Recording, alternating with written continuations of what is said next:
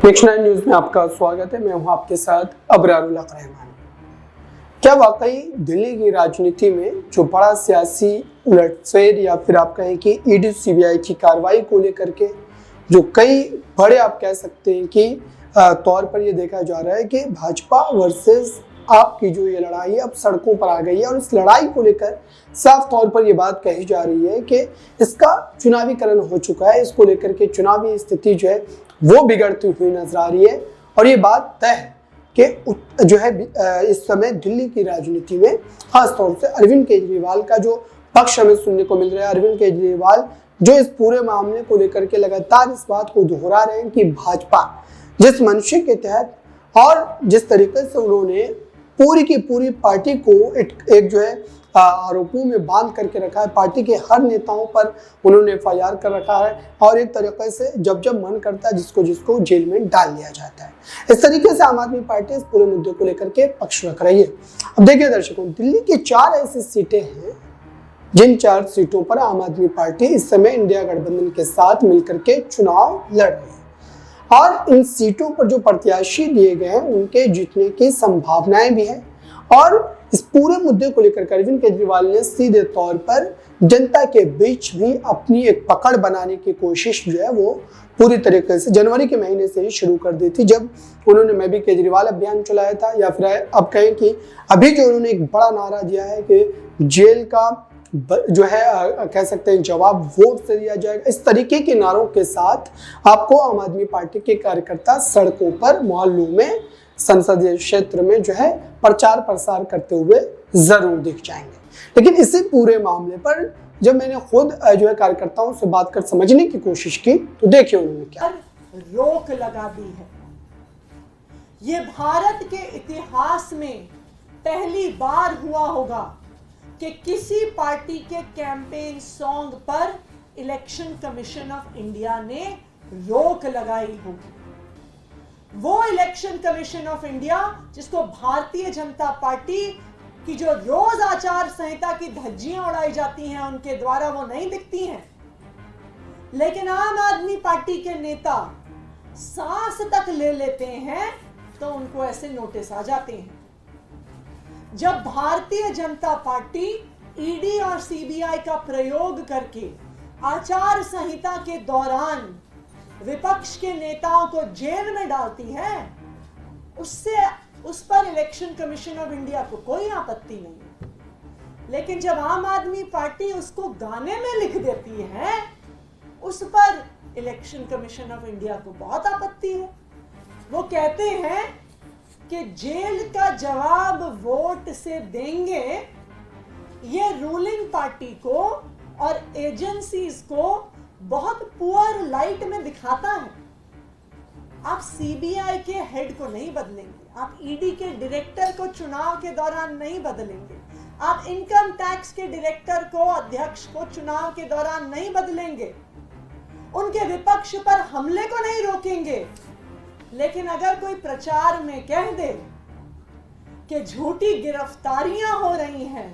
तो ईसीआई को उससे ऑब्जेक्शन है। जब भारतीय जनता पार्टी की वॉशिंग मशीन चलती है,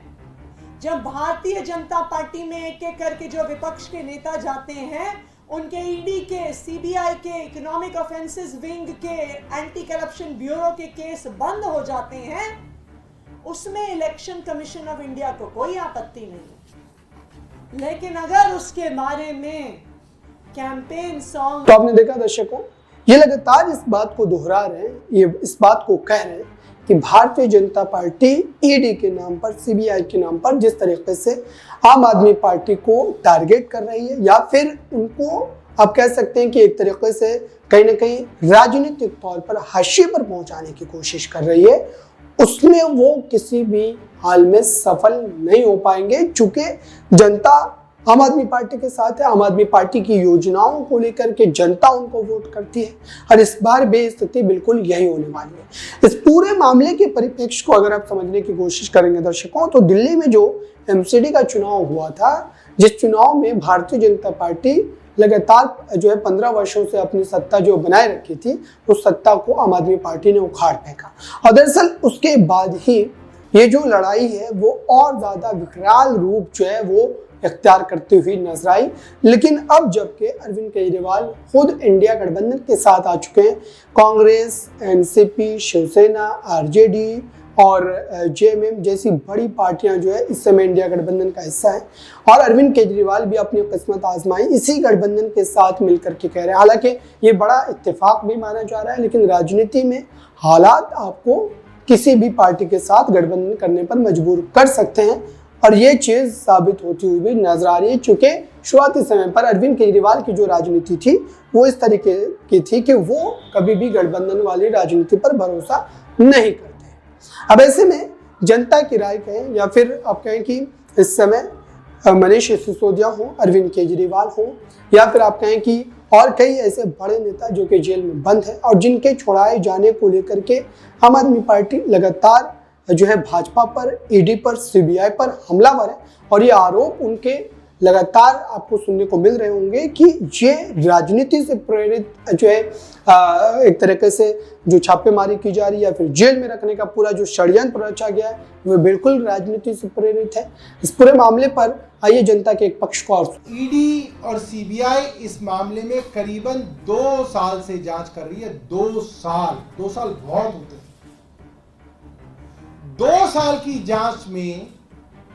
इनके पास कोई ऐसा सबूत नहीं है जिसमें अरविंद केजरीवाल के खिलाफ कोई साक्ष्य हो। इन्होंने जब से संबंध देने शुरू किए अरविंद केजरीवाल को, कोई ऐसी बात इन्होंने नहीं की कि हमें यह नया साक्ष्य मिल गया आपके खिलाफ जिसकी वजह से हम आपको गिरफ्तार करना चाहते। एक साक्ष्य इनको नहीं मिला, ना ये रिकॉर्ड पे आज तक ला पाए एक भी साक्ष्य। फिर ऐसी क्या मजबूरी थी कि ठीक लोकसभा चुनाव से पहले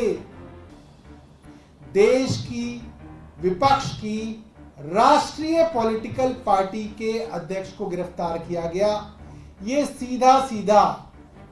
देश की प्रजातांत्रिक प्रणाली पे हमला है। फ्री एंड फेयर इलेक्शन, सबको बराबरी का मौका देने का सिद्धांत, giving level playing field to everyone, जो इस देश के संविधान का एक बड़ा सिद्धांत है, जो इलेक्शन कमीशन की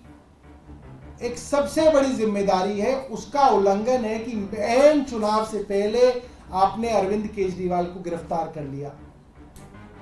उनकी गिरफ्तारी की वजह से उनकी पार्टी के प्रचार को रोकने की कोशिश की गई। यह कोशिश की गई कि अरविंद केजरीवाल गिरफ्तार हो जाए तो प्रचार ना हो पाए। अरविंद केजरीवाल आज जेल से बाहर होते तो सिर्फ दिल्ली में नहीं, उद्धव जी के लिए महाराष्ट्र में प्रचार कर रहे होते, अखिलेश यादव जी के लिए उत्तर प्रदेश में चुनाव कर रहे होते, ममता बनर्जी के लिए बंगाल में चुनाव में प्रचार कर रहे होते, कर्नाटक के अंदर कांग्रेस का प्रचार कर रहे होते, सब जगह। तो आपने सुना दर्शकों, आखिरकार अब दिल्ली की 4 सीटों पर क्या वाकई अरविंद केजरीवाल जो कि जेल में बंद है वो जनता को कन्विंस कर पाएंगे, और क्या उनके कार्यकर्ता, उनके सांसद या फिर उनके विधायक इस पूरे मामले को लेकर जनता के बीच